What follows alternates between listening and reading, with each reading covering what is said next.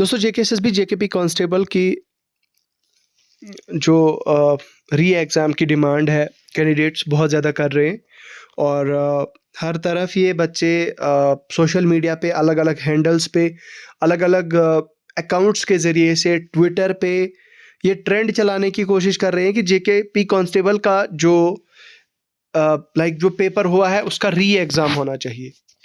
तो भाई इस री एग्ज़ाम का जो ये ट्रेंड चला पड़ा है, इस ट्रेंड के रिलेटेड, इस री एग्ज़ाम के रिलेटेड आज हम कुछ बहुत बड़ी बहुत इंपॉर्टेंट डिस्कशंस करने जा रहे हैं।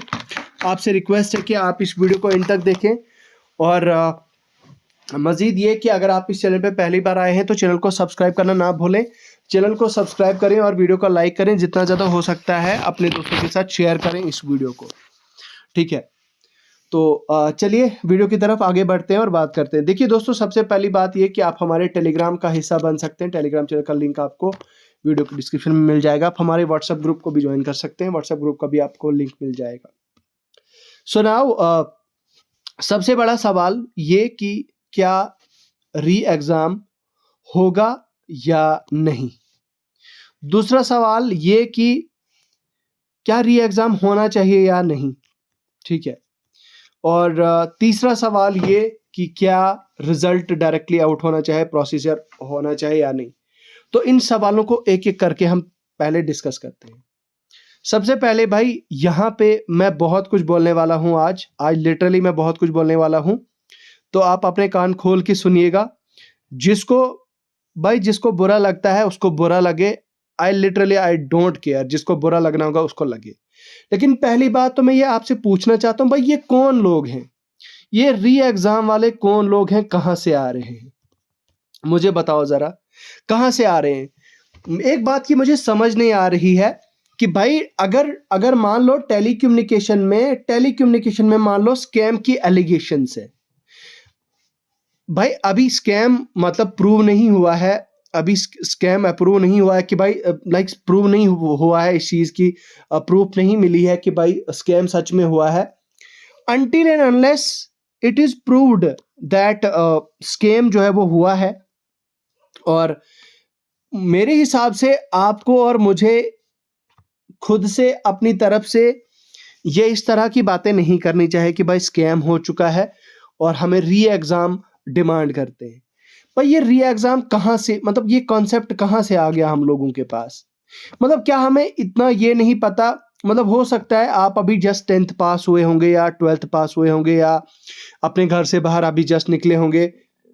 लेकिन यार मुझे बताओ वो लोग जो पिछले 4-4 साल से पढ़ रहे हैं, जो 5-5 साल से अपना टाइम लगा चुके हैं प्रेपरेशन में और उनका अच्छा स्कोर आया है कांस्टेबल एग्जीक्यूटिव पेपर में, ठीक है, उनका अच्छे मार्क्स आए हैं और उन बच्चों का इतना प्रीशियस टाइम गया है और अब आप लोग चाहते हो कि नहीं री एग्ज़ाम फिर से हो जाना चाहिए और फिर से वो प्रोसेस दोबारा से रिपीट होना चाहिए। मतलब ये कहाँ का, ये कैसी डिमांड है, ठीक है। तो I just want to request you, भाई मैं रिक्वेस्ट करता हूँ आपसे, हाथ जोड़ के मेरी रिक्वेस्ट है आपसे, ये जो ट्रेंड से आप चलाने की कोशिश कर रहे हो, you just stop all this things, ठीक है। ये चीज़ें आपको कोई फ़ायदा नहीं देने वाली हैं। हाँ, री एग्ज़ाम होना या ना होना वो ना आपकी अथॉरिटी है ना मेरी अथॉरिटी है, ठीक है। ना आप उसके लिए मतलब रिस्पॉन्सिबल हो, ना हम रिस्पॉन्सिबल हो उसके लिए हायर अथॉरिटीज़ का वो काम है, हायर अथॉरिटीज़ उसको करेंगी। दैट इज़ देयर रिस्पॉन्सिबिलिटी, ठीक है। और ये हम डिसाइड करने वाले नहीं होते हैं कि री एग्ज़ाम होना चाहिए, ये अथॉरिटीज़ डिसाइड करेंगी, ठीक है। अब मान लो अगर एलिगेशंस हैं, भाई ठीक है, आपने सही किया, आपने प्रूफ्स निकाल के दिए, जेकेएसएसबी को बताया कि हाँ भाई ऐसे ऐसे हुआ, लास्ट मतलब जो जेकेपीएसआई में स्कैम हुआ था उसमें भी बच्चों ने ही शोर उठाया था, उसमें भी बच्चों ने ही बड़ा वो किया था और उस वजह से स्कैम बाहर आया था। I am not against it, आप उस वे में मेरी बात को नहीं लीजिएगा।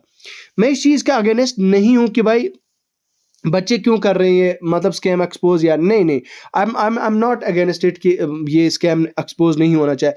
भाई आप इन ऐसे जैसे स्कैम्स को एक्सपोज करो, जब तक ये ऐसे स्कैम एक्सपोज नहीं होंगे तब तक hard working aspirants and as I said, जो वो बच्चे जो पिछले 8-8 10-10 साल से, मतलब 6-6 8-8 साल से बेचारे घरों में पड़े हुए हैं, जो प्रेपरेशन कर रहे हैं, जिनकी जॉब्स नहीं लग रही हैं, तो कम से कम उन बच्चों को, उन हार्ड वर्किंग एस्पिरेंट्स को तो भाई मौका, मतलब उनकी नौकरी तो कोई छीन के नहीं लेगा ना, अगर आप ऐसी आवाज़ उठाओगे। मैं आप लोगों को इस चीज़ के लिए अप्रिशिएट करता हूँ कि आप, यू आर डूइंग ग्रेट, और you are doing literally great. आप सही कर रहे हो, ये चीज़ें एक्सपोज कर रहे हो, but at the same time this is not the right strategy, right thing कि हम डिमांड करने लग जाएं और हम सीधा किसी चीज़ पे ठप्पा लगा दें कि भाई ये तो 100% स्कैम है। जब तक अथॉरिटीज़ किसी चीज़ को प्रूव नहीं करती, भाई उसके लिए प्रूव करने के लिए ऑनरेबल हाई कोर्ट है, ऑनरेबल कोर्ट्स हैं हमारे, और हायर अथॉरिटीज़ हैं, एंटी करप्शन ब्यूरो है, ठीक है, तो बड़ी बड़ी एजेंसीज हैं, वो इस चीज़ को एक्सपोज करेंगी। वो काम आपका और मेरा नहीं है, ठीक है। तो अब आपसे मेरी रिक्वेस्ट क्या है? रिक्वेस्ट ये है कि पहली बात तो ये कि री एग्जाम नहीं होगा, और हाँ, ये मैं मतलब ये आपको मैं इसलिए बता रहा हूं क्योंकि अभी के टाइम पे क्या हो रहा है कि जो जेकेपी कांस्टेबल टेलीकम्युनिकेशन में जो एलिगेशंस लगी थी, उनमें टेलीकम्युनिकेशन में ये बताया गया था कि भाई इन बच्चों के मार्क्स एक पेपर में कम आए हैं, एक में ज़्यादा आए, उनको जेकेएसएसबी आप एक एक करके, क्योंकि इन्वेस्टिगेशन चल रही है, जेकेएसएसबी उनको बुला रही है ऑफिसेज में, उनसे सवाल जवाब कर रही है, और जेकेएसएसबी इस चीज़ को छानबीन कर रही है कि भाई कहीं सच में स्कैम तो नहीं हुआ है।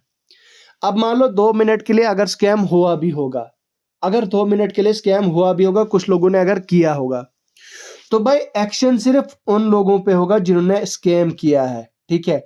और ये चीज़ का भी मतलब देखा जाएगा किस लेवल का कितना स्कैम हुआ है, क्योंकि एक बार अगर एक बंदा एक्सपोज हो गया, मान लो कोई बंदा अगर पकड़ा गया कि भाई इस बंदे ने स्कैम किया है, इस बंदे ने पेपर बेचा, या इस बंदे ने पेपर आउट किया है, तो भाई उस एक बंदे की वजह से पूरी उनकी जो गैंग होती है, फिर वो सारी बाहर आ जाती है, फिर सारे के सारे स्कैमर्स जितने भी होंगे ना, वो सारे बाहर आ जाएंगे। लेकिन प्रोवाइडेड दैट कि वो एक बंदा जब आउट होगा तो वो सारे आउट हो जाएंगे, मतलब वो सारे बाहर आ जाएंगे। तो इसकी फिक्र हमें नहीं लेनी चाहिए, ना आपको लेनी चाहिए, ना मुझे लेनी चाहिए कि भाई ये स्कैम का क्या सीन है, बट हमें बजाय इसकी की फिक्र ये लेनी चाहिए आपको कि आप फिजिकल की तैयारी करें, रिटर्न अगर आपका इसमें स्कोर अच्छा नहीं है तो आप दूसरे किसी एग्ज़ाम की तैयारी करें। You are going to get some more opportunities in the coming future, तो आप उस पर ध्यान दें, ठीक है। बाकी मेरे हिसाब से री एग्ज़ाम की डिमांड करना भी कोई जेन्युइन चीज़ नहीं है मेरे हिसाब से, बट मुझे ऐसा लग रहा है पर्सनली, ये मेरा खुद का ओपिनियन है कि जेकेएसएसबी को मान लो अगर एलिगेशंस मतलब के बेसिस पे अगर मान लो प्रूव भी हो जाता है कि किसी ने स्कैम किया, तो सिर्फ उन लोगों को चुन चुन के बाहर निकाला जाएगा और उनको सज़ा दी जाएगी। बाकी मुझे ऐसा नहीं लग रहा कि री एग्ज़ाम होगा, ठीक है। तो आपकी क्या राय है इस मुद्दे के रिलेटेड? ये मुद्दा काफ़ी इम्पोर्टेंट हो चुका है, बन चुका है, तो आप भी हमें कमेंट सेक्शन में लिख के ज़रूर बताएं। बाकी इस वीडियो को ज़्यादा से ज़्यादा लोगों तक शेयर करें। लेकिन जाते जाते मेरा एक आप सब के लिए एक मैसेज है, वो मैसेज ये है कि आप हार्ड वर्क करें, आप मेहनत करें,